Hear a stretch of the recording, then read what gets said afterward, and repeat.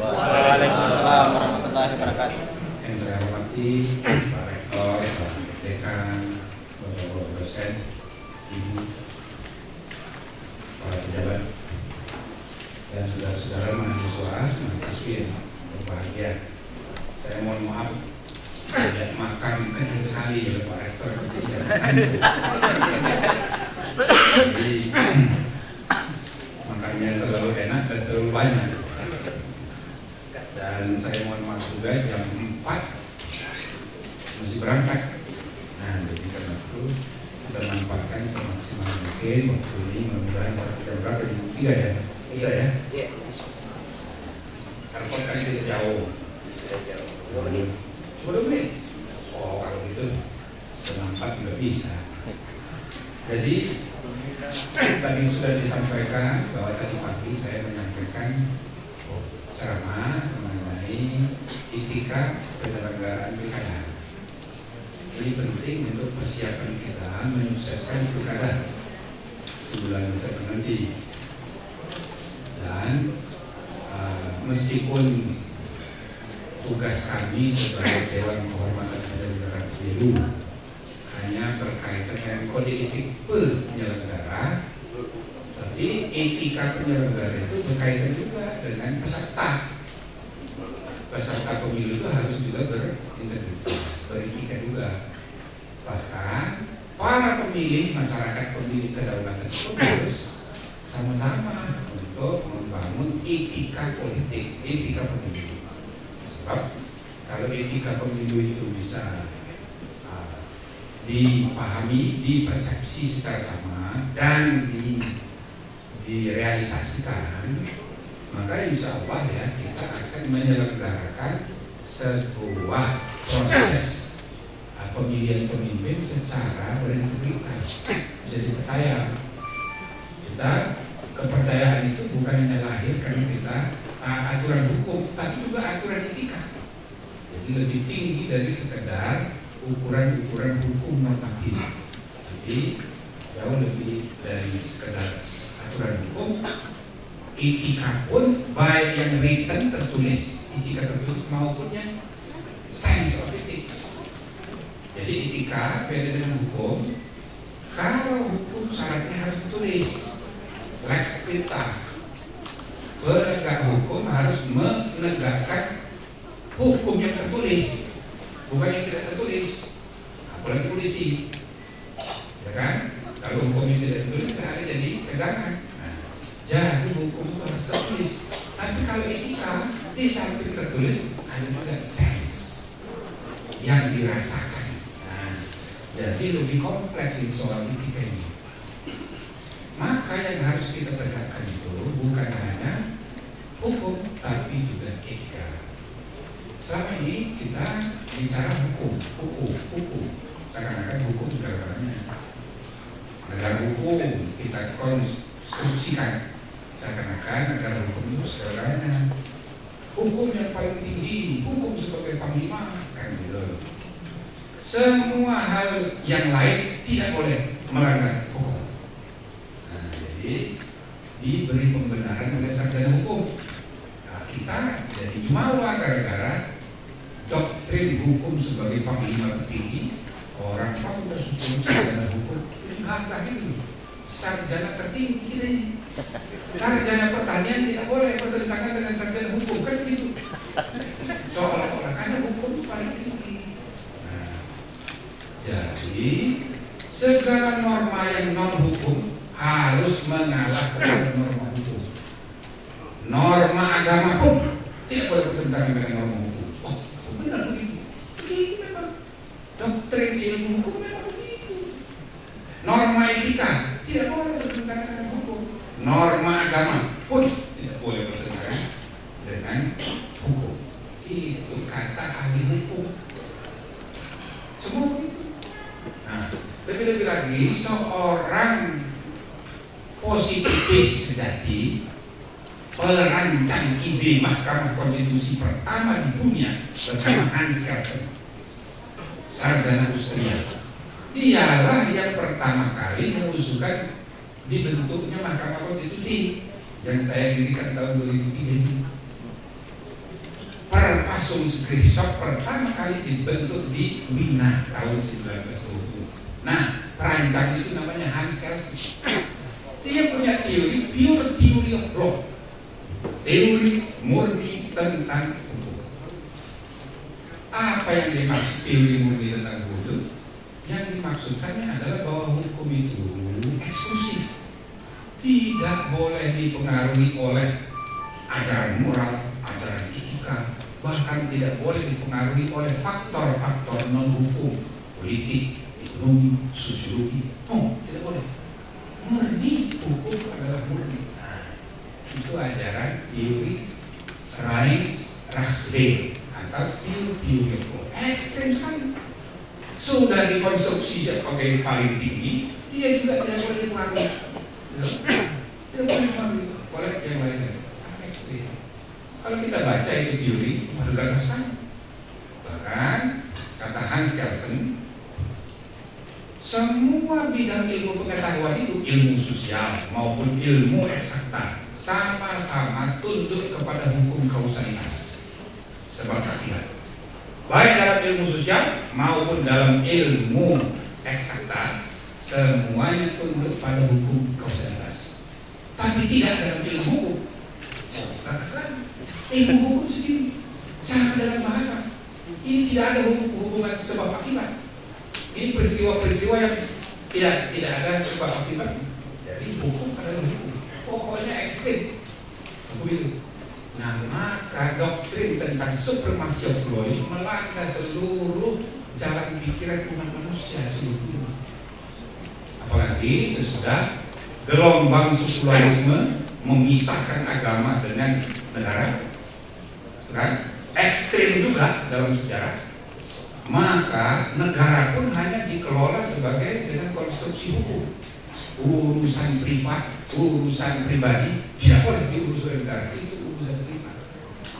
Kalau orang mau menjadi orang yang masuk surga, tempatnya di situ. Tapi kalau mau menjadi orang yang mulia di mata negara, itu bukan situ, itu tidak harus dipisah. Seolah itu. Semua agama menjalankan praktek seperti itu juga karena ekstrimnya sekularisme. Ya kan? Nah, dulu padahal ketika Plato menulis buku 2000 tahun yang lalu yang ditulisnya sebagai nomoi diterjemahkan dalam bahasa Inggris the law, hukum di dalam impian Plato itu masih campur aduk. Norma agama ada di sana, norma etika di sana, moral, hukum campur aduk. Sekarang di kepala dan pikirannya Hans Kelsen pada tahun 20 ini ekstrem sekali. Hukum harus murni semurni-murninya. Nah, perkembangan 2000 tahun itulah yang memberi pelajaran kepada perkembangan ilmu hukum dalam sejarah. hukum makin lama makin reduksionis maknanya.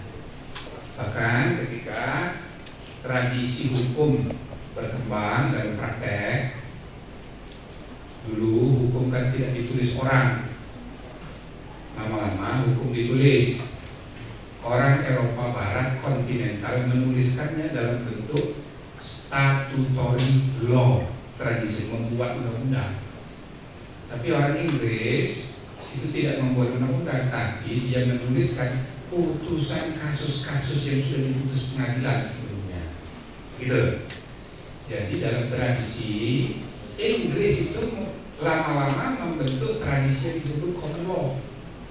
Hukum itu buatan hakim. Tapi di Eropa Barat kontinental, hukum itu buatan parlemen, wakil-wakil rakyat. Nah, dua tradisi ini yang kuat di seluruh dunia. Ketika bangsa Eropa menjajah kemana-mana, mempengaruhi cara berpikir pembuatan hukum. Negara-negara persemakmuran, Amerika dan CSS-nya itu disebut negara common law. Hukum itu buatan hakim. Sedangkan negara-negara aliran kontinental, hukum itu buatan parlemen. Ya kan? Nah, di dunia pendidikan juga begitu, pendidikan hukum. Ilmu hukum yang berkembang di Inggris dan ilmu hukum yang berkembang di Belanda, Prancis, Jerman itu beda. Ilmu hukum di Eropa Barat kontinental itu berbasis peraturan. Materi hukum yang dididik dan diajarkan itu hukum peraturan. Tapi materi hukum yang diajarkan di Amerika, di Inggris, Australia itu kasus putusan terdahulu. Jadi ada masalah hukum diselesaikan oleh hakim, dipelajari, itulah jadi objek kajian ilmu pengetahuan. Maka istilah ilmu hukum di Inggris dan di Amerika disebut jurisprudence. Ilmu hukum itu jurisprudence. Tapi kalau jurisprudensi dalam bahasa Belanda itu artinya lain. Itu bukan ilmu hukum, tapi putusan pengadilan sebelumnya. Jadi asli kata jurisprudence itu sama-sama putusan pengadilan. Tapi kalau di Belanda itu hanya salah satu sumber hukum, ya kan? Sedangkan di Inggris, di Amerika itu menjadi nama dan ilmu hukum. Nah, jadi ini yang saya hendak kemukakan, perkembangan pemaknaan hukum dan ilmu hukum berubah. Jadi lama-kelamaan pengertian hukum di negara-negara kayak kita yang menganut pengaruh Belanda, hukum itu peraturan. Hukum itu peraturan. Belajar ilmu hukum berarti ngapalin pasal-pasal undang-undang. Ini yang terjadi di fakultas hukum di seluruh Indonesia. Tapi belajar hukum di Amerika enggak belajar undang-undang, belajar kasus. Ada masalah di pengadilan, itu yang dipelajari, diperdebatkan. Jadi ilmu hukum kita ini begitu perkembangan maknanya.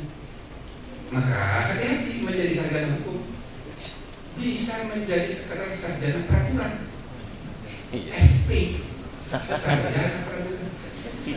Nah, jadi saudara sebagai mahasiswa fakultas hukum, hendaknya berhati-hati, jangan kita berubah menjadi sarjana peraturan. Itu namanya SP, bukan SH.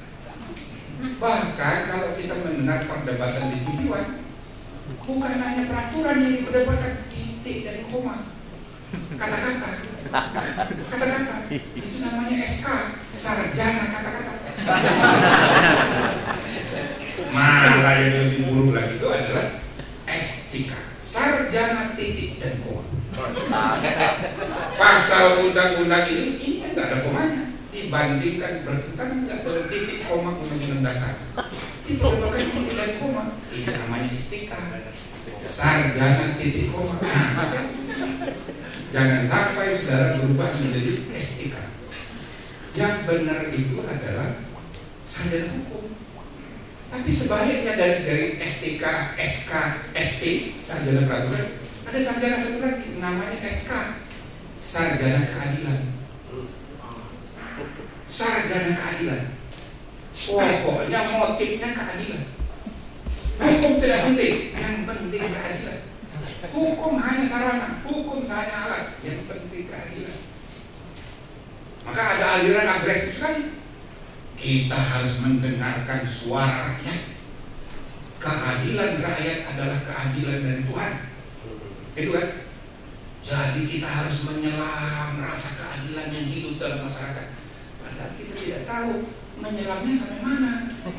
Apa yang ada di koran itulah yang suara keadilan masyarakat, atau yang di demo LSM? Apa itu? Apa yang mana ini? Masalah demo pun bisa dibayar sekarang. Nah, ini Pak Polisi ini ngadepin ini jadi begini. Tiap hari ada demo. Ini pihak yang berperkara ini yang mendukung demo ini. Apakah itu suara publik? Belum tentu. Maka kita mesti hati-hati juga dengan SK ini yang kedua ini, sarjana keadilan itu. Hati-hati kita, karena keadilan itu kadang-kadang tersembunyi. Logika keadilan itu berbeda dengan logika popularitas, logika mayoritas. Mayoritas suara tidak identik dengan suara keadilan. Kadang-kadang 99% orang berpendapat A, tapi hanya ada 1% orang yang berpendapat B. Justru yang itulah yang B, itulah yang adil. Maka kalau Anda mengukur keadilan dari soal banyaknya suara, populernya suara, Anda tidak akan mendapatkan keadilan itu. Maka kadang-kadang yang namanya keadilan itu relatif sekali. Maka yang paling aman kita jangan menjadi sarjana keadilan, jangan juga jadi sarjana peraturan, tapi yang sudah benar itu di tengah-tengah, sarjana hukum. Hukum itu berisi aturan, normatif, dan keadilan sekaligus. Nah itu artinya itu. Nah jadi saudara-saudara sekalian, menjadilah Anda sarjana S1, S2, S3 di bidang hukum yang mampu melihat hukum itu sebagai medium keadilan. Medium aja itu. Jadi jangan terpaku pada teks normatifnya, pahami rohnya, dan rohnya itulah keadilan. Tapi jangan hanya rohnya, nanti saudara jadi jelangkung. Kalau hanya rohnya yang dipegang, iya kan, jasadnya tidak, itu salah juga. Maka dua-dua secara simultan. Ini satu persoalan serius yang menghinggapi paradigma pemikiran dan praktek hukum di negara kita sekarang. Satu. Yang kedua, tadi sudah saya katakan, waktu Plato menulis buku 2000 tahun yang lalu masih campur aduk antara norma hukum, norma agama, norma etika, campur aduk. Oleh sejarah itu dianggap tidak ideal, maka dipisah-pisah. Ya ini ada kebutuhan zaman.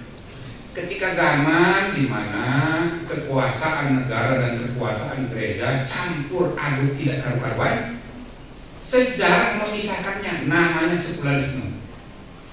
Waktu itu terjadi, itu solusi jawaban. Tapi itu sudah lama sekali. Jadi kita jangan berkutat lagi memperdebatkan sekularisme yang sudah ribuan tahun itu. Itu harus kita ambil sebagai catatan sejarah untuk belajar perkembangan di kemudian. Berat.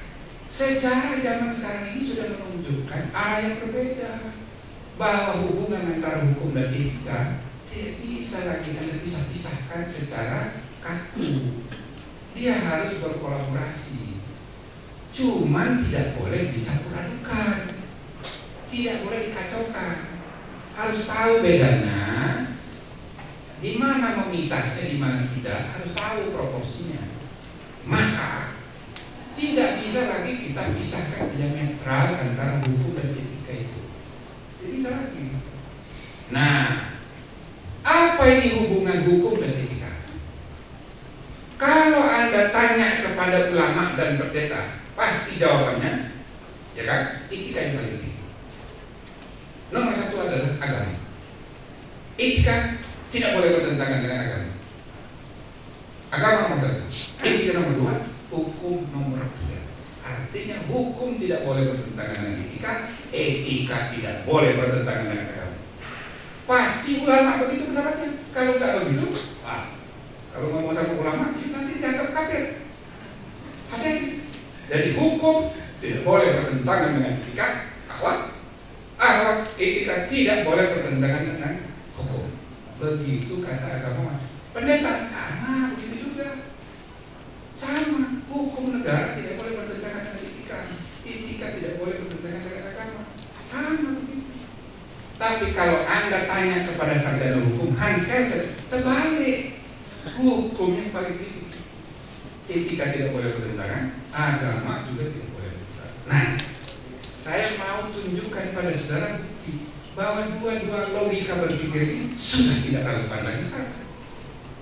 Baik cara berpikir sarjana hukum positivis maupun cara berpikir agamawan rohaniawan seperti melihat hubungan ketiga sistem norma itu dalam perspektif vertikal tidak tepat lagi. Sekarang hubungan antara etika dan hukum itu bukan lagi hubungan atas dan bawah. Dia harus dilihat sebagai hubungan luar dan dalam. Luarnya hukum, rohnya itu etika. Luarnya itu jasad, itu hukum. Tapi rohnya itu adalah etika.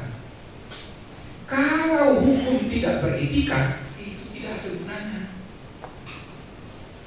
Hukum mungkin benar, tapi kalau yang benar tidak baik, tidak ada gunanya untuk kehidupan. Gitu. Jadi Anda harus bedakan dulu benar salah, baik buruk. Oke? Benar salah itu kategori hukum, baik buruk kategori etika. Oke? Benar salah ini kategori syariah, fikih. Baik buruk kategori akhlak. Bahasa lain. Baik buruk kategori akhlak. Sesuatu yang benar tapi tidak baik tidak berguna. Tidak berguna. Setidak-tidaknya tidak banyak gunanya untuk kehidupan. Maka yang paling baik adalah, paling berguna untuk hidup kita adalah sesuatu itu benar dan dia juga baik. Karena itu saya selalu memberi istilah dalam soal makan dalam Al-Quran. Ada 4 ayat konsisten memberi perintah kepada hamba Tuhan. Kita ini diperintah oleh Allah, ya, fakulu mimma rozaqakumullah halalan thayyiban. Makanlah dari apa yang direzekikan oleh Allah halalan thayyiban. Nah, halalan thayyiban, makanan yang halalan lagi baik. Dan itu tidak pakai kata wow, tidak ada kata dan. Halalan thayyiban, bukan halalan wa thayyiban. Maksudnya ini 2 kata tapi 1 konsep. Ini 1 nafas. Gak boleh atau bisa-bisakan. Jadi kalau kita disuruh makan, makanlah yang sekaligus halal dan thayyiban. Ada yang haram tapi tidak baik, jelas itu tidak boleh. Ada yang haram tapi baik, haram, coba baik, enak, tidak boleh juga, tidak disuruh. Ada yang halal tapi tidak baik, nggak disuruh juga. Satu-satunya yang disuruh halal dan thayyiban. Maka kita juga harus konsisten. Yang berguna dalam kehidupan kita ini itu yang benar dan yang baik sekaligus. Maka itu saudara-saudara, ya, hubungan antara hukum dan etika itu yang dipahami dengan tepat sekarang. Tidak bisa lagi melihatnya atas bawah, luar atas bawah, tapi ini persoalan luar dalam, meningkatkan standar kualitas hidup peradaban umat manusia sekarang. Gitu. Ini bukan hanya urusan makan, semua urusan aktivitas hidup harus benar salah dikaitkan sekaligus dengan baik buruk. Saudara-saudara sekalian, ya, Earl Warren itu berkata, in a civilized life, di dunia yang beradab, dalam kehidupan yang beradab, law floats in a sea of ethics. Hukum itu di dalam kehidupan yang beradab, hukum itu mengapung di samudera etika. Jadi hukum itu kapal, etika itu samuderanya. Coba Anda bayangkan, kapal berlayar tapi etikanya kering, kan tidak bisa jalan. Tidak mungkin keadilan, pulau keadilan, tepian keadilan dicapai oleh kapal hukum kalau etika tidak berfungsi dalam kehidupan bersama. Tidak bisa. Kalau hukum tidak tegak, kejahatan meningkat terus di negeri ini. Itu salah satu cirinya akhlak bangsa ini gak beres. Tidak beres, itu sudah jelas. Maka perbaikannya harus simultan. Tidak bisa kita menegak-negakkan hukum terus. Pak polisi ini dengan kekuasaannya tiap hari nangkapin orang. Apa yang Anda tegakkan? Anda hanya menegakkan peraturan. Anda bukan menegakkan keadilan. Apa yang akan dihasilkan dalam kehidupan kalau penegak hukum hanya menjadi penegak peraturan?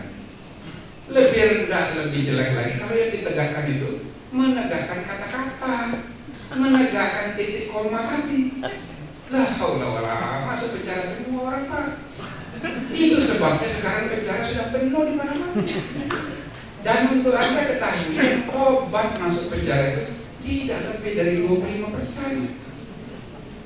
Penjara itu dimaksudkan, makanya sejak tahun 63 sudah diganti nama LP. Maksudnya filosofinya itu diganti sebagai Correctional Institute, ialah lembaga yang melakukan resosialisasi, pembinaan supaya kembali ke masyarakat. Mulia sekali tujuannya. Tapi selama pembinaan di dalam, ya itu kan harus ada cara-cara. Tapi zaman sekarang ini penjara sudah penuh semua. Tidak ada penjara yang tidak penuh, kecuali di Palu. Mungkin baik-baik orang sini. Berapa persen Pak penjara sini? Penuh enggak? Penuh juga.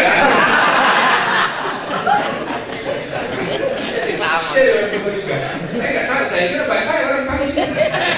Nggak ada di sini baik-baik semua. Wah, rupanya sama juga. Jadi ada penelitian di mana-mana menunjukkan bahwa sekarang non prisons itu sudah menjadi school of criminals. Orang masuk penjara itu tidak tobat, makin menjadi, makin canggih dia. Yang tobat tidak lebih dari 25%. Kembali keluar, kembali ada, tapi cuma 25%. 75% makin canggih, makin kumat. Itu bakal banyak residivis, makin kumat. Hati-hati. Ya, malah sekarang banyak juga yang kepilih masuk penjara daripada susah cari makan di luar, masuk penjara aja gratis. Aduh Pak, ini repot juga. Nah jadi bagaimana kita mau menyelesaikan masalah hidup bermasyarakat berbangsa hanya dengan pendekatan hukum? Hukuman yang paling andalan itu yang penjara. Hukuman mati kan tidak semua hukuman mati. Lagi pula sekarang hukuman mati itu dianggap tidak manusia lagi.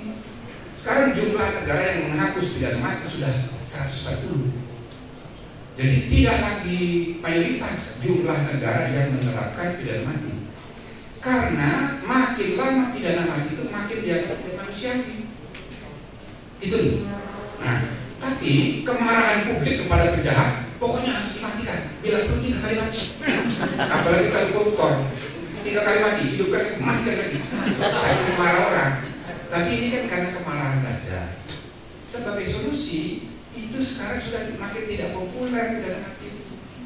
Maka satu-satunya penjara sanksi hukum yang dianggap mau dijadikan solusi itu penjara.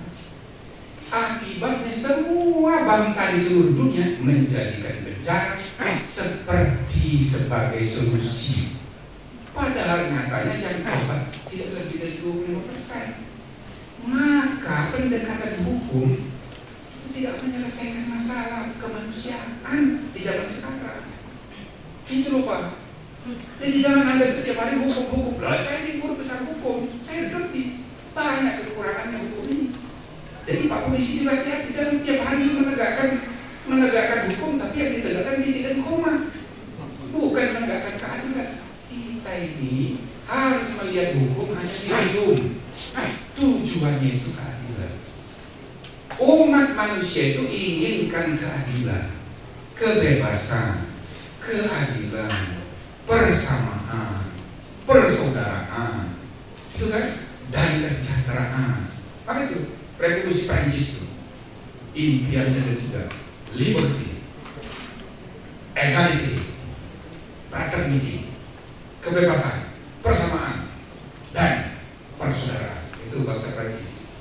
Kalau orang Amerika tiga: liberty, equality, prosperity. Nah, yang beda ini prosperity. Orang Prancis bilang fraternity, solidaritas. Orang Amerika bilang prosperity. Kan kalau kita gabung jadi 4: liberty, equality, keadilan dan persamaan, prosperity, kesejahteraan, dan solidaritas. Tambah hal bangsa Indonesia satu lagi, ketuhanan yang Maha Esa. Lengkap. 5 cita-cita hidup umat manusia. Jadi hukum itu cuma medium, bukan tujuan. Jadi Pak Polisi, Pak Kejaksaan, KPK, ya hati-hati sebagai aparat penegak keadilan. Jadikanlah hukum itu medium saja. Nah, tapi terlepas dari itu, kembali lagi tesis yang saya mau kebukakan, etika. Tidak bisa kita membangun keadilan kalau etika tidak berfungsi. Inilah saudara-saudara, etika berbangsa ini harus kita promosikan. Tidak habis-habis saya mempromosikan ini, karena saya membaca sekaligus saya bekerja. Saya praktekkan di DKPP sebagai lembaga peradilan etika pertama. Penegakan kode etik tidak boleh lagi hanya pro forma dilihat sebagai sesuatu yang bersifat tertutup, sesuatu yang sifatnya privat, tapi ini cara bekerjanya seperti menegakkan hukum juga. Cuma bedanya hukum itu norma hukum, etika ini norma etika. Hukum hanya mengenal menghukum, membalaskan kesalahan orang. Etika ada 2 macam, ada 3 macam. 1 merehabilitasi, 2 memberi peringatan dalam rangka pembinaan, 3 menjatuhkan sanksi yang tujuannya tidak menyakiti, bukan membalaskan kesalahan, melainkan tujuannya menjaga kehormatan institusi. Beda sama sekali. Beda sama sekali. Nah, coba kita lihat sanksi hukum. Tadi sudah saya bilang, mati, pidana mati, tidak populer lagi. Denda, itu suka diakalin orang. Kan? Sanksi administrasi segala macam. Jadi anggaran satu-satunya penjara, sudah saya jelaskan. Dan tujuan pemenjaraan itu, ya kan, membalaskan kesalahan. Tujuan keduanya baru pembinaan. Itu kan membalaskan kesalahan, menyakiti orang yang salah. Tapi kalau sanksi etika tidak. Pertama, tujuannya itu untuk menjaga kehormatan. Karena itu lembaga penegak kode etik itu rata-rata disebut Ethics Commission atau Honorary Commission, atau kalau kita Dewan Kehormatan. Namanya Dewan Kehormatan. Ada komisi yudisial, itu lain, pakai komisi. Tapi sama sifat kerja itu menjaga kehormatan. Selanjutnya majelis kehormatan. Kehormatan siapa? Kehormatan institusi. Bukan kehormatan orang per orang, tapi kehormatan lembaga, kehormatan jabatan. Karena yang kita urus ini adalah lembaga-lembaga yang membutuhkan public trust, amanah. Jabatan itu adalah amanah. Orang yang mengisi jabatan sebagai amanah itu harus menjaga marwah dan martabat serta public trust terhadap amanah institusi. Kalau orang yang berada di institusi itu melakukan pelanggaran, masih bisa dibimbing, kita beri peringatan. Kalau sudah tidak bisa lagi dibimbing, ya apa boleh? Kita pecat. Tapi pecat itu kan bahasa kasar kita. Bahasa yang agak diperhalus, diberhentikan. Kalau diperhalus lagi, maksudnya disapih dia, dikeluarkan dari institusi itu, suruh cari kerja tempat lain. Bukan untuk menyakiti dia, tapi untuk menjaga kehormatan lembaga jauh lebih penting dari orang per orang yang ada di dalamnya. Begitu loh. Seperti jabatan ketua DPR, itu adalah jabatan. Kalau orang salah, orang boleh kita ganti jabatannya. Seorang presiden, lihat presiden itu jabatan, bukan orang itu, bukan orang. Wakil presiden itu bukan orang, itu institusi. Maka di dalam undang-undang KUHP pernah kami batalkan pasal mengenai penghinaan terhadap presiden. Oke. Pasal penghinaan terhadap presiden itu ya adalah kata-katanya penghinaan. Sedangkan penghinaan itu adalah tindakan mencakup respon dari penghina terhadap orang yang dihina. Maka kualitas pidana dari perbuatan seperti ini itu adalah deliknya itu delik aduan. Kalau ada orang menghina A, menghina B, dia menjadi pidana apabila ada pengaduan dari si B. Itu namanya kelak delik. Tapi pasal penghinaan terhadap presiden tidak. Siapa saja yang menghina, terserah kepada Pak Polisi menafsirkannya. Oh, ini presiden terhina, tangkapin orang. Nah, itu kami batalkan tahun 2005 bahwa pasal itu tidak lagi memenuhi syarat standar zaman sekarang.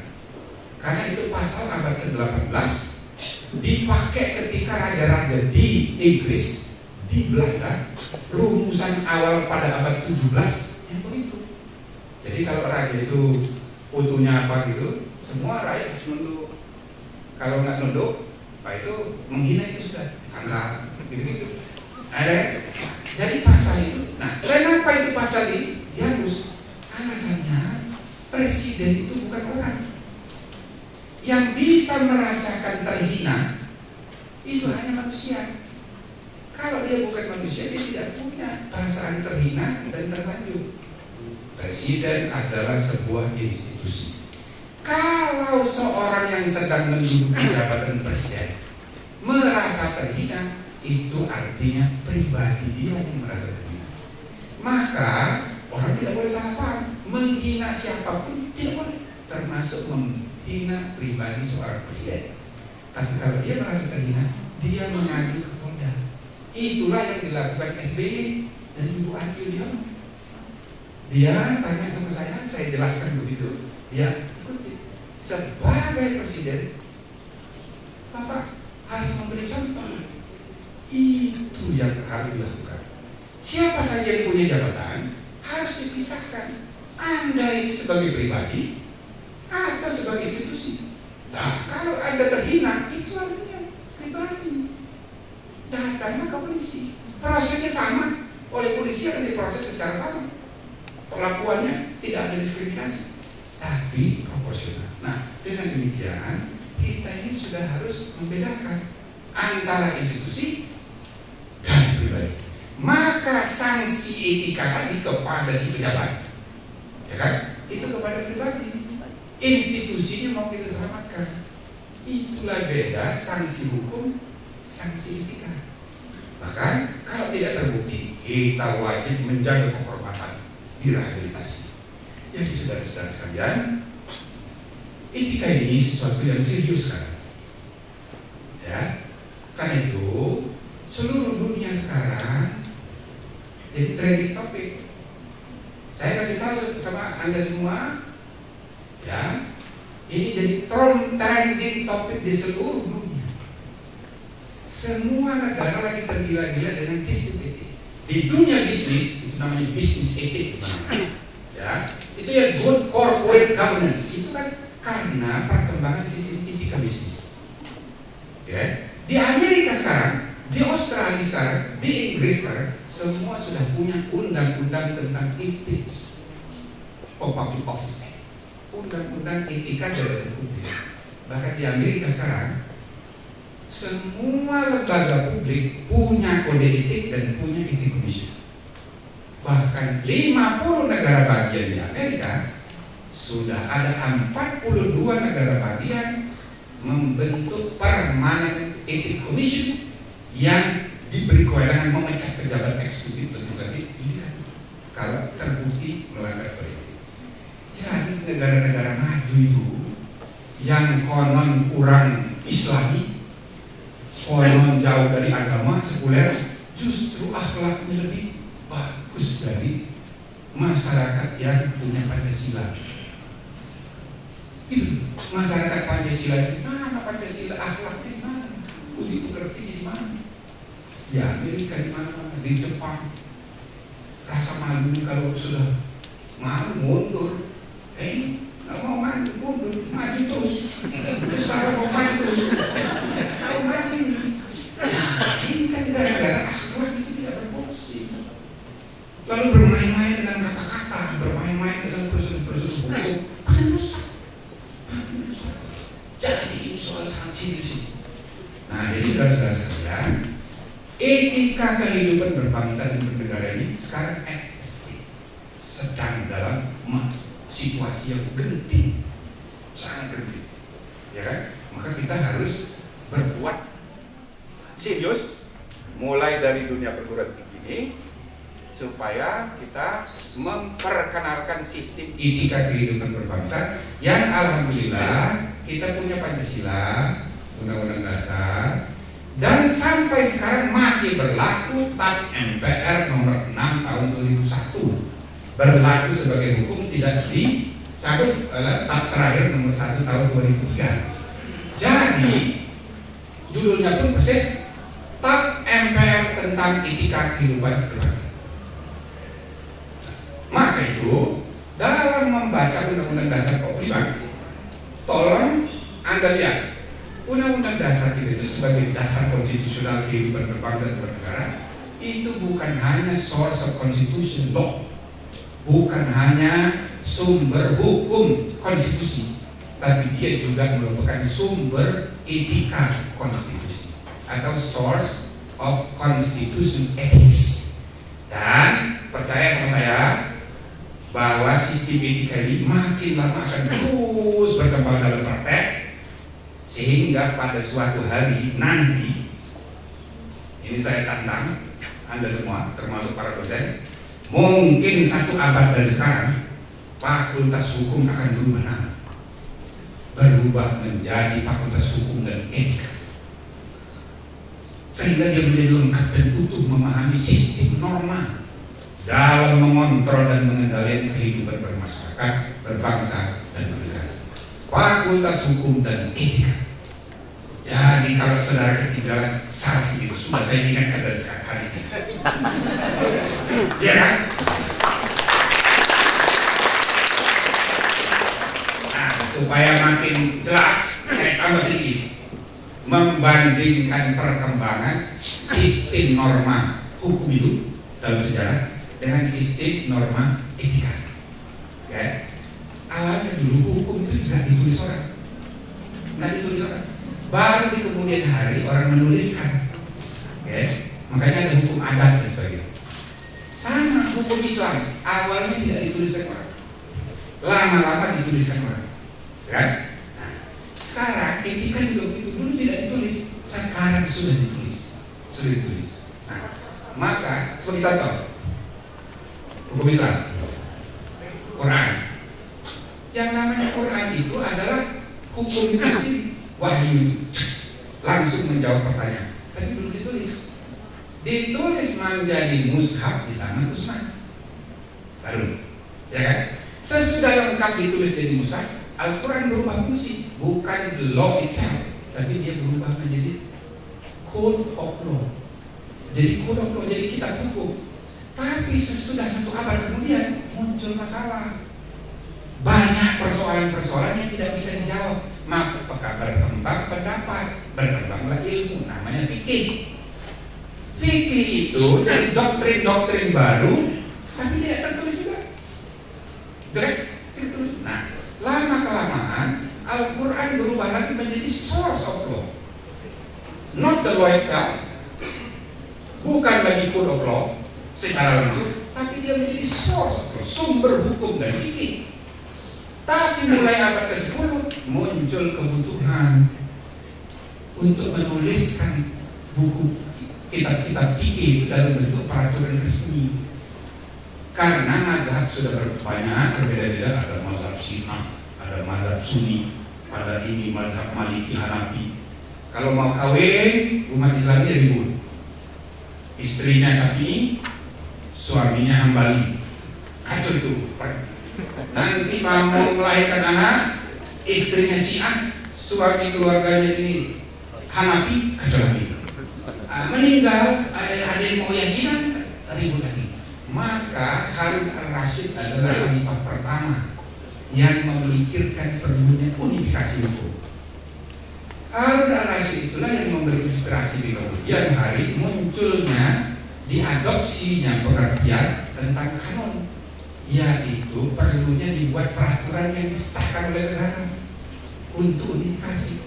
Maka muncullah pengertian kanon. Kanon itu peraturan perundang-undangan, undang-undang kalau bahasa sekarang. Itu dari sejarah Islam. Sejarah Barat sama, sama.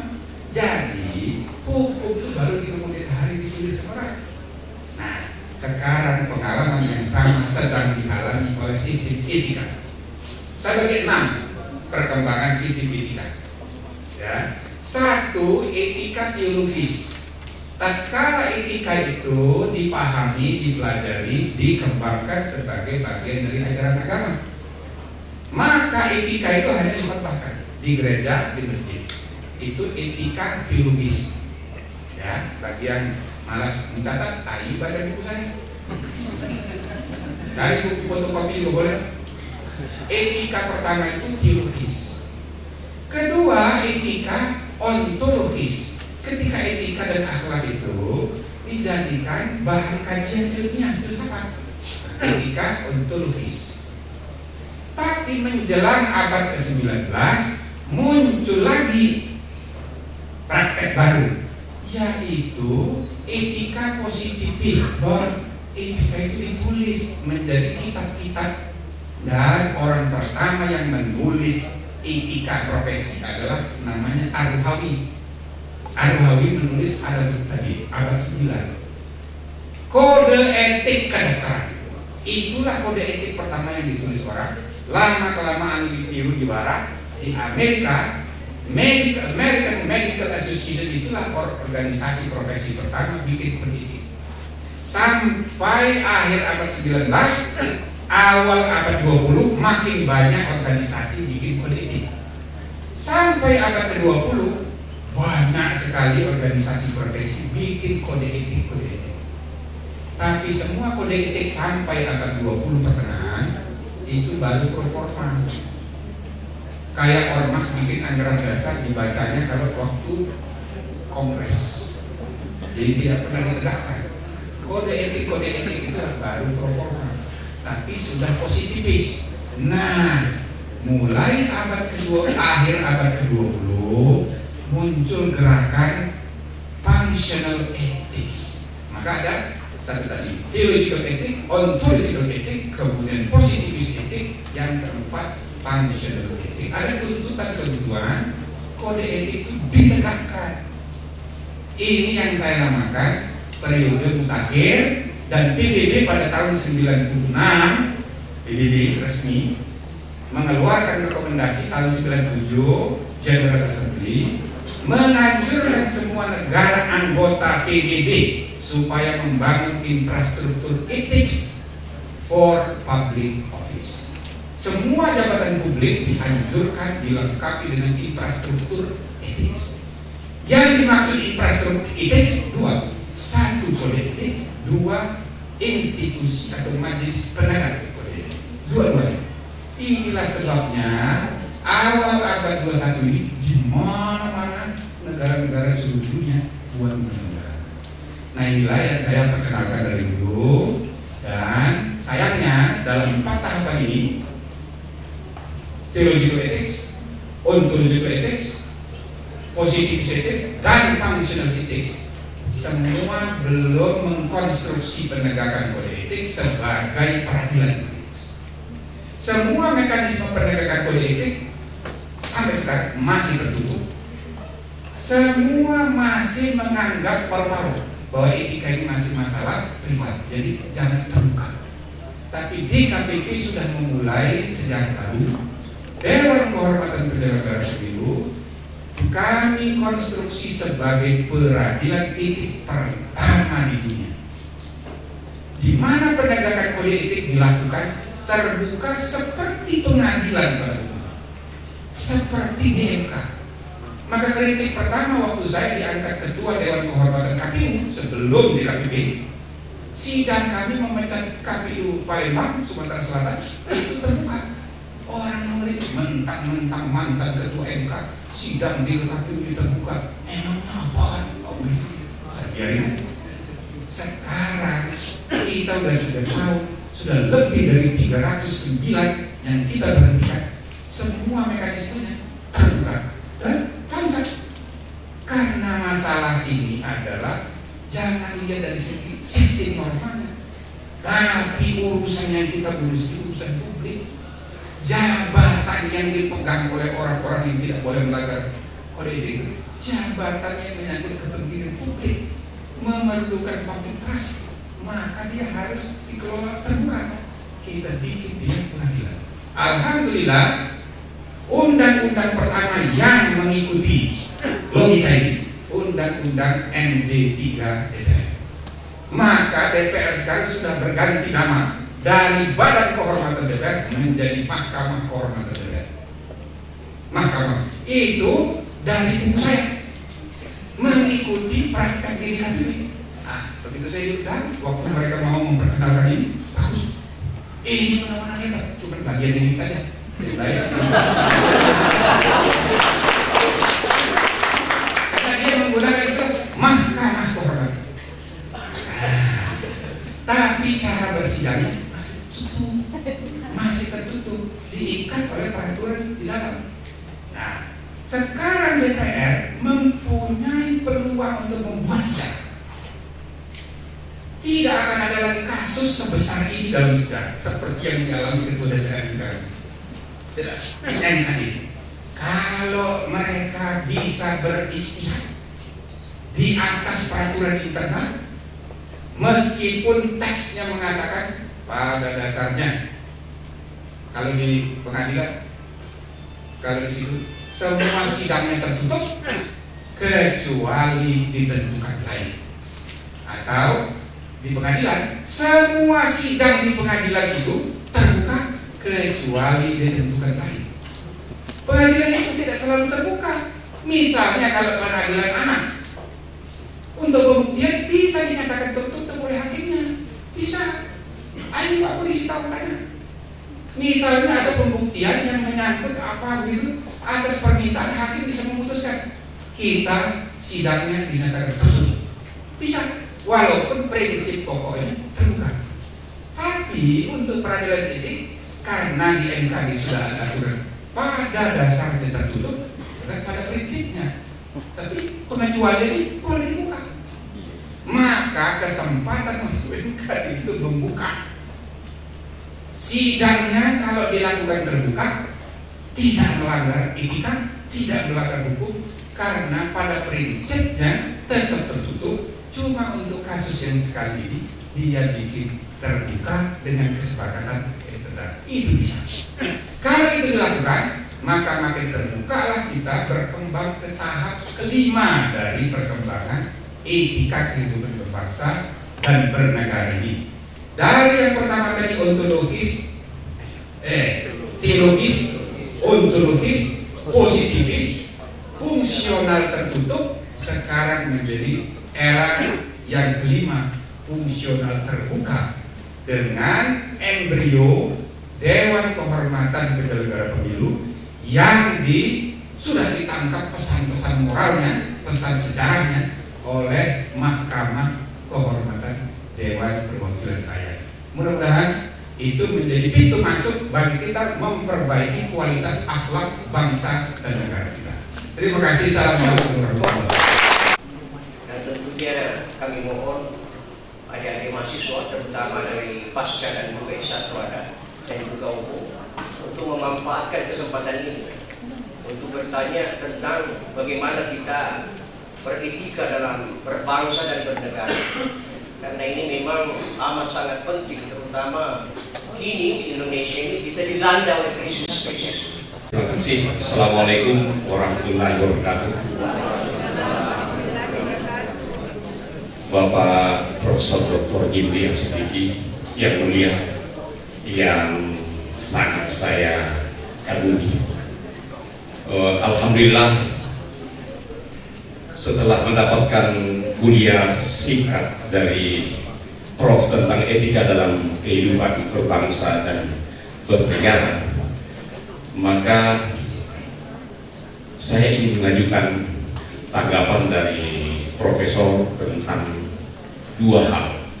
Dan setelah mengenyam pendidikan pada tingkat S1, S2, dan S3 terkait dengan etika yang Profesor paparkan, maka kemudian salah satu permasalahan bangsa yang menjadi pusat perhatian karena ditengarai merupakan salah satu penyebab utama sehingga kurang lebih 70 tahun kita merdeka, tujuan dan cita-cita konstitusi itu belum tercapai, masyarakat adil dan makmur, karena korupsi. Singkat kata, berdasarkan pendekatan filsafat yang saya coba lakukan, saya berkesimpulan bahwa pemberantasan korupsi dengan hukum tentunya itu dari sudut pandang filsafat etika, menurut pandangan saya bertentangan dengan kepribadian bangsa Indonesia. Ini tentu memerlukan waktu, argumentasi yang hendak saya lakukan, karena banyak kajian dan teori-teori yang mendasari, sehingga saya tiba pada kesimpulan bahwa pemberantasan korupsi Indonesia bertentangan dengan kepribadian bangsa Indonesia, yaitu Pancasila, bertentangan dengan ideologi Pancasila. Kalau korupsi itu dibungkus dengan nepotisme, gratifikasi, kolusi dan seterusnya, konsep korupsi seperti itu memang cocok dengan pandangan Barat yang berideologi individual dan liberalitis, kapitalis dan seterusnya. Itu sebabnya lebih dari 10 tahun keberadaan KPK untuk memberantas penyakit tersebut sesuai dengan konsep tadi itu, maka kurang lebih seperti yang Prof sampaikan, penjara penuh dan tidak ada habis-habisnya. Jadi kesimpulan saya, konsep tentang korupsi ini perlu ditinjau kembali. Itu saya mohon tanggapan Prof tadi. Alhamdulillah, saya kembali pada kesimpulan saya yang pertama, yaitu beliau ini adalah seorang ilmuwan pada tataran filsuf. Beliau ini, saya sempat terganggu pada beberapa peristiwa itu memberikan tanggapan yang tergambar terkait dengan penegakan hukum untuk mencapai keadilan, di mana hukum itu harus didasari oleh etika dan agama moral, sehingga kata hukum itu bisa berlayar di atasnya. Namun pada peristiwa yang lalu itu kelihatan Profesor Jimli Asidiki yang mulia ini didasari oleh emosi. Kalau tidak salah, apakah informasi dari televisi yang salah? Waktu itu Profesor Jimli Asidiki mengatakan bahwa sebaiknya dihukum mati, dimiskinkan dan sebagainya terkait dengan itu, terkait dengan kasusnya Adil Mukhtar juga kalau saya tidak salah. Jadi tadi saya lihat ternyata informasi dari televisi itu tidak betul. Jadi minta maaf saya di Prof. Ketika itu saya hampir berkesimpulan juga bahwa ilmuwan di Indonesia ini, para penegak hukum, tidak ada bedanya dengan para pembom bunuh diri. Mau menegakkan aturan seolah membalikkan telapak tangan untuk menciptakan keadilan. Tidak mau bersusah payah untuk membina, mendidik. Kan apa bedanya dengan pembom bunuh diri? Orang bom bunuh diri itu terorisme itu kan sebenarnya tujuan yang hendak dicapai itu tujuan mulia berdasarkan persepsi, tapi dia tidak punya kesabaran. Dia didasarkan pada nafsu lawam, bukan nafsu mutmainnah. Sekejap dia melakukan pelanggaran, bunuh saja, miskinkan saja. Bayangkan Prof, kalau pemberantasan korupsi orang yang melakukan ya karena pejabat harus dimiskinkan, walaupun itu tidak terkait dengan penyalahgunaan terhadap keuangan negara. Jadi mohon. Saya coba bahas juga, saya belajar tadi itu Pak Prof menyampaikan. Pertanyaan saya gini, saya terharu tadi, saya orang bergerak dari bawah, saya dari kelompok pemberdayaan banyak bergerak dari bawah. Kebetulan sekarang ini jadi panos juga. Nah, yang menjadi pertanyaan saya pertama gini, masalah etika ini, untuk membumikan etika ini butuh keteladanan dan itu sulit kalau tidak tercapai. Siapapun yang mengajar tentang etika kalau dia tidak mempunyai keteladanan tentang etika ini sulit. Di zaman Rasul dulu itu perubahan masyarakat Madani terjadi itu karena memang konsep pemimpin yang berubah sehingga cepat terjadi. Nah, pertanyaan saya supaya simpelnya gini, apa tawarannya? Apa tawarannya supaya memang konsep yang Pak Prof sampaikan itu bisa membumi dia, sehingga bisa hidup masalah konsep etis tadi. Lembaga-lembaga swadaya masyarakat atau civil society yang ada tumbuh, kalau dia fokusnya pada pergerakan itu sulit karena tekanannya tinggi. Sehingga kalau dia berangkatnya dari bawah itu sangat sulit sekali untuk mendorong apa yang disampaikan oleh Pak Prof. Nah, pertanyaan saya itu, bagaimana solusinya? Langkah apa yang harus dilakukan supaya konsep-konsep ini bisa cepat tumbuhnya, bisa cepat bergeraknya, supaya Indonesia. Saya mau bertanya, tapi dengan mendasar pada kasus yang pernah terjadi pada tahun 2011 yang terjadi di Lampung. Kasus tersebut melibatkan seorang nenek dengan PT Andalas, yaitu kasusnya dengan tuntutan pencurian singkong, tuduhan pencurian singkong. Kemudian alasan si penuntut menuntut seorang nenek tersebut karena si penuntut ingin memberi contoh yang baik kepada warga yang lainnya. Jadi jadi pertanyaan saya, apakah menurut Pak Prof si penuntut itu tidak melanggar kode etik dengan yang hanya mencuri singkong tapi diproses sampai ke pengadilan negeri? Ya, terima kasih. Saya kemana-mana dikirim ke Prancis, ke MK pertama di dunia di Austria. Jadi saya ikut merumuskan undang-undang dasarnya. Oke? Buku hukum tata negara mana ada yang mengenai MK, mana? Tahun 2002 waktu mau membuat undang-undang tahun 2003 nggak ada referensinya, cuma buku saya mengumpulkan teks undang-undang dasar dan teks undang-undang 78 negara. Itu yang jadi referensi. Maka saya diminta menjadi ahli dari pemerintah, Menteri Yusril, ahli juga dari DPR. Dapat 2 honor saya waktu itu. Jadi merancang undang-undangnya saya juga yang bikin. Waktu dibahas itu, nanti bapaknya jadi ketuanya langsung, kata orang-orang di DPR itu. Nah, ketika RUU itu sudah digeraknya, lambat sekali. Sudah kira-kira bulan Mei belum diserahkan dari Presiden Megawati ke DPR. Mengapa? Karena ada kasus Sukhoi Gate.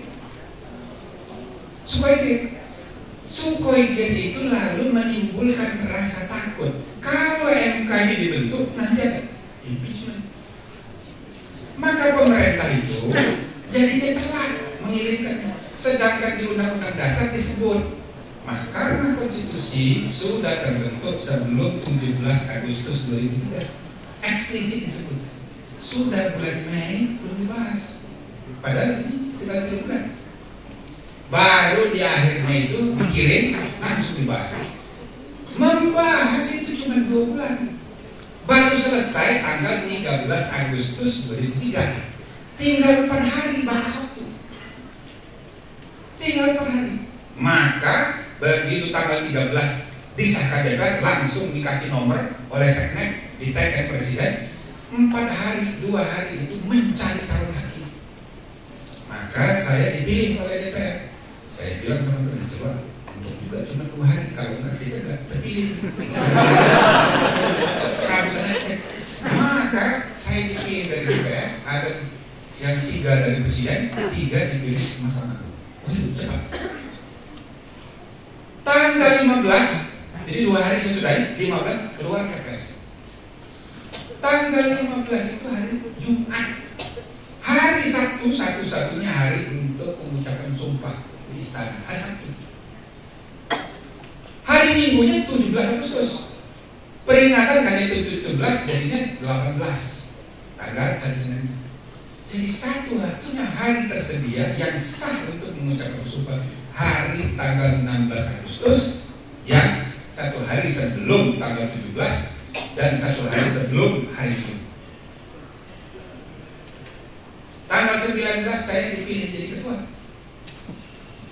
Tanggal 19, 18 itu apalagi kita ketemu dengan Mahkamah Agung, karena di dalam Undang-Undang Dasar dibilang Mahkamah Agung selama setahun pertama menjalankan tugas sebagai MK pertama. Sudah ada 14 perkara di store ke Mahkamah Agung. Alhamdulillah oleh Mahkamah Agung tidak diapa-apakan, dia dikasih nomor, diserahkan di semua kita.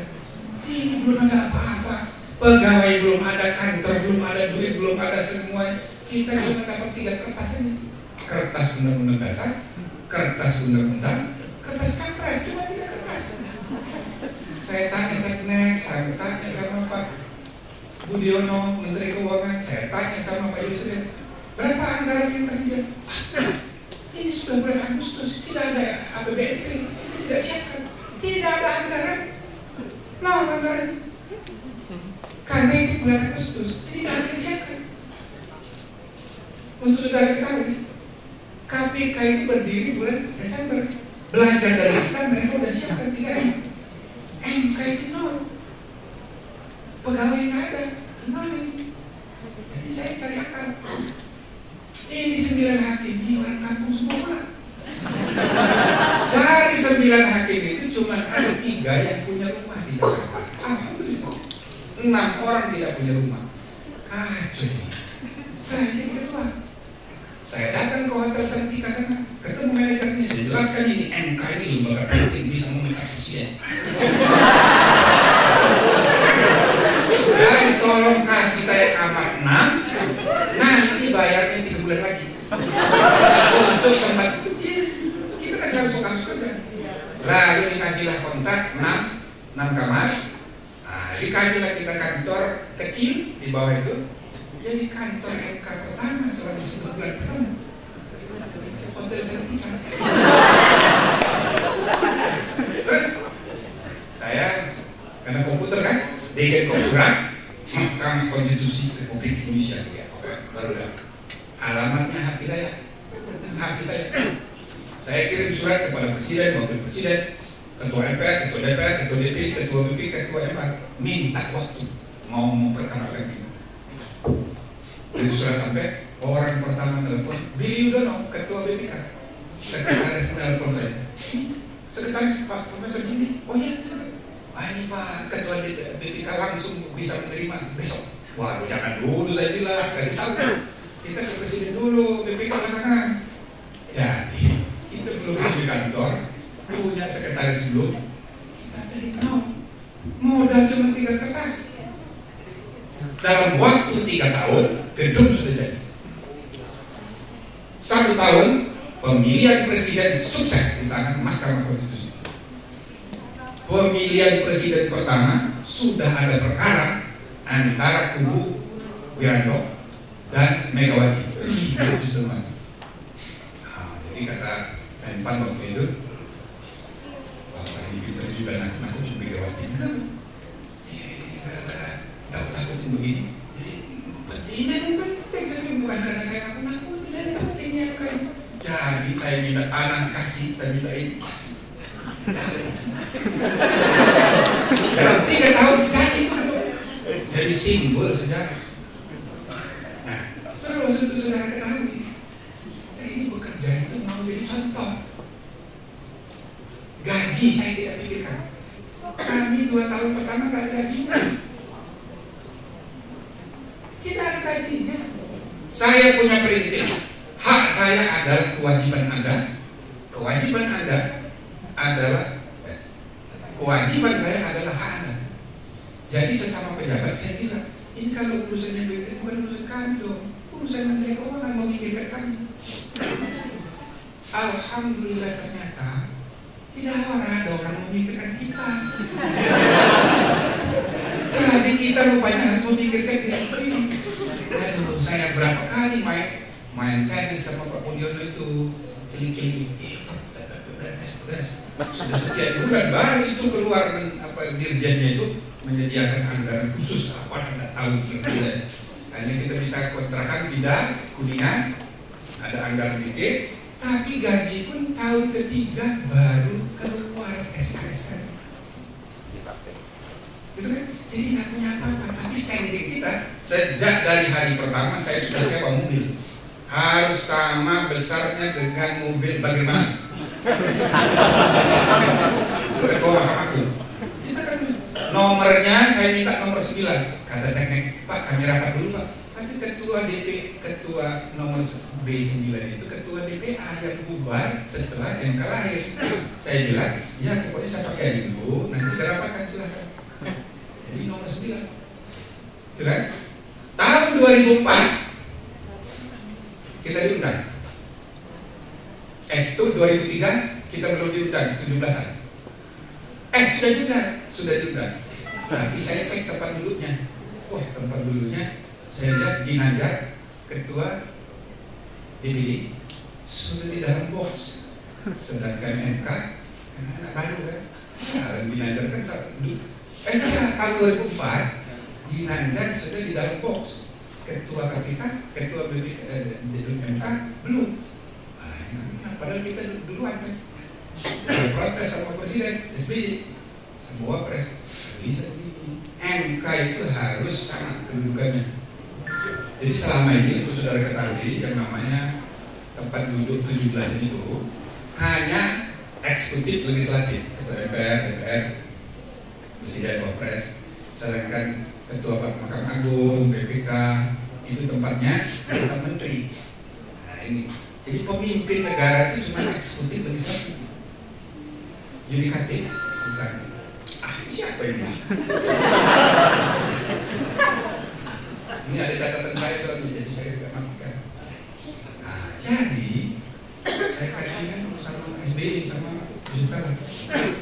Selainnya tahun depan ini diatur kembali di protokoler ini. Karena itu sudah reformasi. Setahun sekali rakyat harus tahu pemimpin negara itu lengkap. Eksekutif, legislatif, yudikatif, semuanya. Jadi harus. Sebab ketua Mahkamah Agung, ketua MK tidak perlu diundang ke istana untuk acara-acara yang rutin. Duta besar itu tidak perlu. Ada lagi pelantikan apa? Kalau sesama politisi sudah biasa. Jadi ketua Mahkamah Agung, BPK, MK itu cukuplah sekali setahun, tapi di dalam box. Nah, terus menjelang tahun akhir Agustus 2005. Dan kejadian belum ada itu perubahan. Saya hubungi Mensesnek, saya hubungi Menteri, itu kan pokoknya bilang ya sama Presiden, saya tidak akan datang dan akan bikin statement bahwa kita tidak mau atau anti koruptor. Kalau dia pro koruptor, maka itu orang jahat. Yang anti koruptor itu orang baik. Semua orang bicara begitu. Semua orang bicara begitu seakan-akan itu benar. Padahal kelakuannya belum tentu. Jadi kalau ini sudah menjadi jargon irasional tidak sehat, maka dia akan bisa berubah menjadi Pancasila baru. Dulu itu siapa saja yang anti pemerintah itu anti Pancasila. Anti Pancasila. Jadi hubungan logis itu tidak rasional. Jadi mari kita kembalikan ke tataran yang tepat. Korupsi ini harus kita bahas dalam konteks ini usaha. Ini adalah sebab-sebab yang timbul gara-gara apa? Gara-gara konflik kepentingan, ketidakmampuan orang membedakan mana pribadi, mana institusi. Ini masalah. Tapi ini bukan hanya sekedar masalah korupsi, kompleks sekali. Kompleks sekali. Korupsi dalam arti sempit menyalahgunakan kekuasaan. Dalam arti sempit begitu. Nah, orang yang menyalahgunakan kekuasaan untuk kepentingan pribadinya, baik untuk motif uang, baik untuk motif jabatan, itu korupsi. Penyalahgunaan kekuasaan itu tabiat manusia sejak zaman Nabi Adam. Kira-kira nanti menjelang kiamat, seminggu lagi mau kiamat, baru orang pada tobat. Kalau tinggal seminggu lagi mau kiamat, udah ketahuan, sudah penyasin semua. Sebelum menjelang kiamat itu tetap akan ada orang yang menyalahgunakan kekuasaan. Ada korupsi itu problem sama aja kayak dosa-dosa itu, dosa kecil, dosa itu. Nah, jadi jangan juga kita terlalu over emosi. Tidak ada kebenaran yang bisa kita putuskan dengan referensi emosi.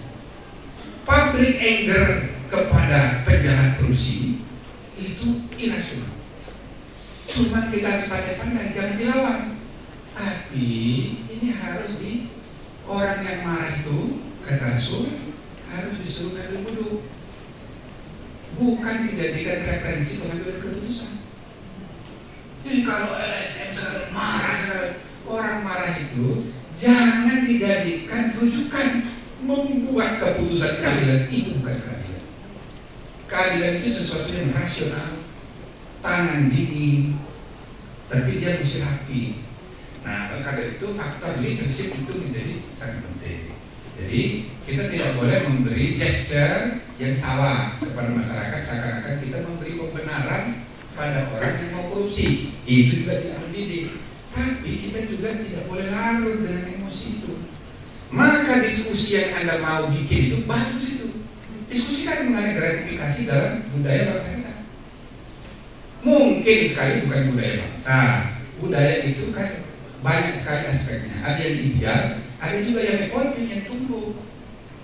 Itu loh. Jadi tradisi-tradisi masa lalu itu baik untuk kita diskusikan, kita kaitkan, ya kan, dengan konteks. Misalnya yang dimaksudkan tadi gratifikasi. Bagaimana sih yang itu namanya praktek gratifikasi itu? Kalau semuanya pemberian itu diperlakukan sebagai gratifikasi dalam konteks hukum, kan jadi repot. Silaturahim jadi putus. Ada banyak aspek yang harus ditimbang juga, bahwa hukum itu tidak boleh dia hidup sendirian. Dia harus berada dalam konteks budayanya. Gitu.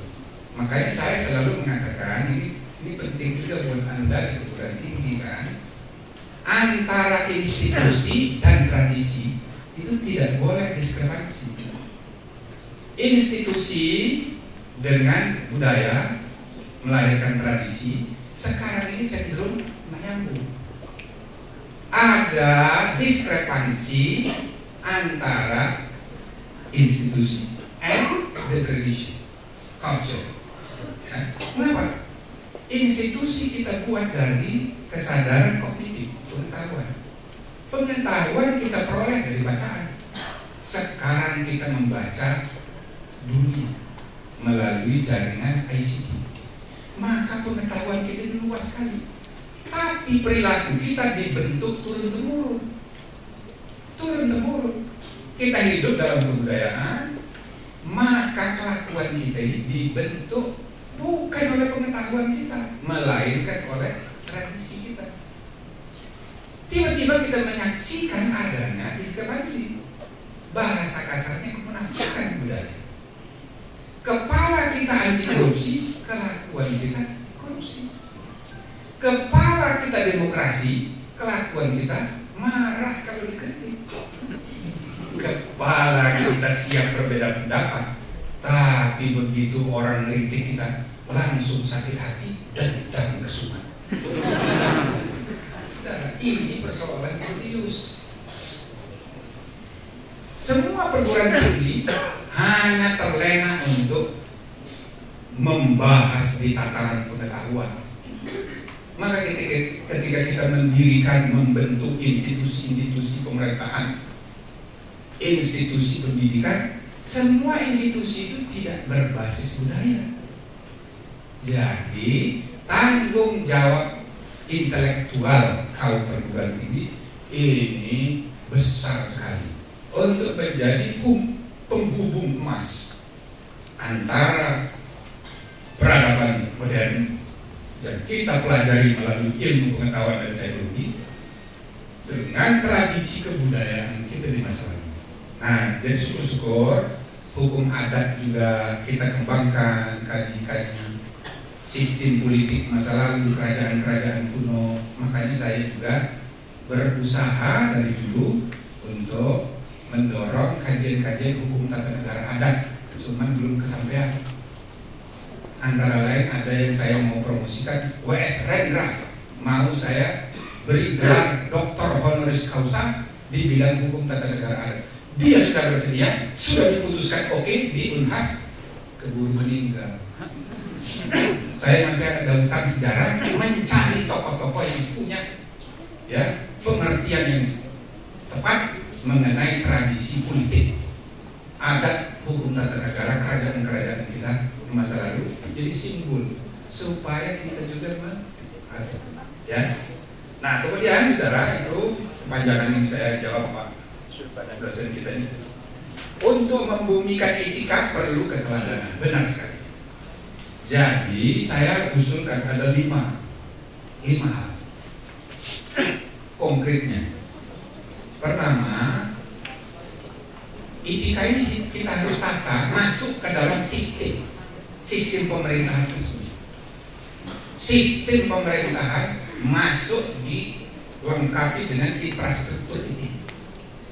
Yang infrastruktur yang tadi saya bilang, konsep PBB itu ada kode etik, ada lembaga pendekatan. Ini satu, dibuat dulu masuk di dalam sistem. Apakah sistem pemerintah daerah bisa mengadopsi? Coba dibicarakan. Banyak rumah saya lagi rusak, dikontrakkan oleh sekretariat, dikontrakkan. Nah, kontrak saya di situ. Itu pakai dana yang besar yang tidak pernah saya pakai sebagai pribadi, ya kan? Yang orang lain pakai begitu tidak. Nah, saya tidak tahu baik dari situ. Pakai itu. Setelah 3 bulan saya berhenti dari MK sama sekali. Harusnya saya sudah pindah dari rumah kontrakan ini. Saya masih nikmati sebagai mantan.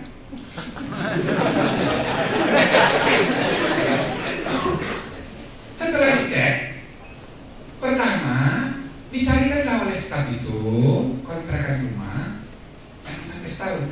Negosiasi tidak bisa, akhirnya hanya dapat 10 bulan. Jadi berhasillah 10 bulan. Karena memang saya peduli tidak lama, 10 bulan saja. Dibayarnya kan sekali, sudah dibayar. Dan ternyata 10 juta sebulan, berarti 100 juta. 100 juta selama 10 bulan. Saya hanya pakai 3 bulan. Salah sendiri, kenapa saya berhenti? Tapi saya mengundurkan diri dengan sukarela, karena saya mau melepas biar tidak terbeban. Maka saya berhenti. Nah, kata si teoretikus wartawan, ini kan Bapak sudah mantan, harusnya berhenti. Ya kalau saya pun pindah dari situ, kan sudah bahaya. Jadi dari segi etika saya salah, memang itu saya menikmati dan bukan jatah saya lagi. Harusnya itu biarlah mubazir jauh lebih baik ketimbang saya pakai. Oke? Nah, karena niat baik, saya tidak merasa itu ada masalah pula. Di kemudian hari itu dianggap gratifikasi. Sudah nggak salah, gratifikasi itu swasta memberi gratifikasi kepada pejabat.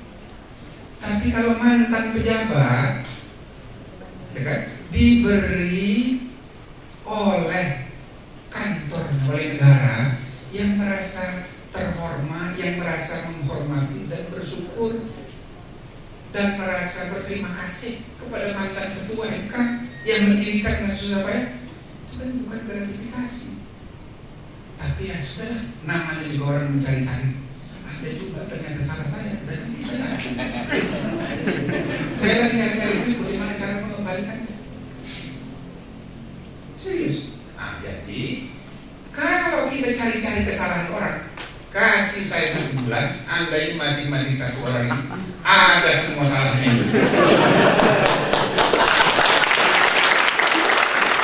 Saya yakin ini Pak Rektor ini kalau dari situ aja ini orang baik, tapi kalau masa remaja diserahkan sama saya cari ada yang kesalahan. Apalagi dibantu oleh Pak Polisi. Kapan itu ketemu pasti ada salah-salahnya. Kita bongkar semua. Jadi kita tidak usah merasa sempurna, tapi kita berusaha untuk role model. Mari kita berlomba-lomba jadi role model. Yang terakhir, yang terakhir komunikasi efektif. Bagaimana sistem itu dikomunikasikan efektif supaya orang tahu persepsi sama dan sebagainya. Nah itu saya rasa ya. Kemudian untuk yang pertanyaan mengenai nenek kampung, saya setuju sekali. Ini kadang-kadang dalam praktek itu ada dilema.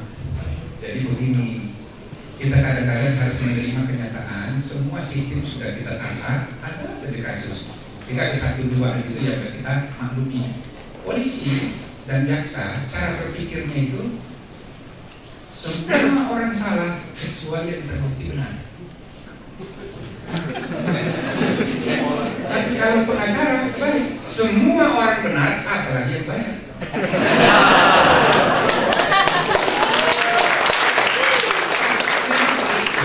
Jadi itulah dinamika pertarungan perjuangan keadilan. Nah akhirnya yang memutus mana benar salah hakim.